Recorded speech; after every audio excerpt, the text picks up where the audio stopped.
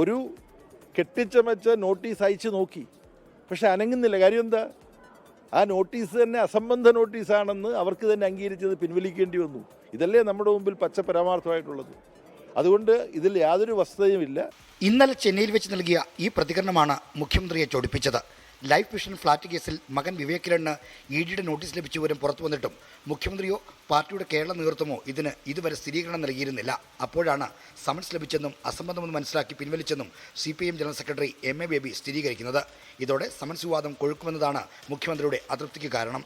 അതൃപ്തി വാർത്താസമ്മേളനത്തിൽ പരസ്യമാക്കിയ മുഖ്യമന്ത്രി ജനറൽ സെക്രട്ടറിയെ തിരുത്തുകയും ചെയ്തു. അതൊക്കെ നിങ്ങളുടെ വാർത്ത കണ്ടപ്പോൾ വാർത്തയെ മുഖവിലക്ക് എടുക്കുമല്ലോ ആരായാലും. ആ വാർത്തയുടെ കാര്യമായിട്ട് പറഞ്ഞ ഒരു പ്രതികരണമായിരിക്കും. ഈ വസ്തുതകളൊക്കെ മനസ്സിലാക്കി പറഞ്ഞൊരു പ്രതികരണമായിരിക്കില്ല. മുഖ്യമന്ത്രി പ്രതീക്ഷിച്ച പോലെ തന്നെ MA ബേബിയുടെ പ്രതികരണം ആയുധമാക്കി പ്രതിപക്ഷം രംഗത്തെത്തി. 2023 ഓർക്കണം ഈ നോട്ടീസ്. 24 തെരഞ്ഞെടുപ്പ്. അതിൽ ഭീതിയോടുകൂടിയാണ് പിന്നീട് കംപ്ലീറ്റ് ആയി കണ്ടത്. ഞാൻ ഇലക്ഷൻ കാലത്ത് നിങ്ങളോട് പറഞ്ഞു ED പിടിമുറുക്കുന്നു, കരുവന്നൂർ അവിടെയൊക്കെ വെറുതെയാണ്. ED പിടിമുറുക്കുന്ന ഇതാണ്, ഇവരെ ബ്ലാക്ക്മെയിൽ ചെയ്യാണ്. മുഖ്യമന്ത്രിയുടെ അതൃപ്തി രാവിലെ തന്നെ MA ബേബിയുടെ ചെവിയിലും എത്തിയിരുന്നു. ഇതോടെ പ്രതികരണം അദ്ദേഹം തിരുത്തുകയും ചെയ്തു. പോളിറ്റ് ബ്യൂറോ അംഗവും മുഖ്യമന്ത്രിയുമായ നേതാവ് പാർട്ടി ജനറൽ സെക്രട്ടറിയെ പരസ്യമായി തള്ളിപ്പറഞ്ഞത് CPIM-ൽ അത്ര പുതുമയുള്ള കാര്യമല്ല. 24 തിരുവനന്തപുരം.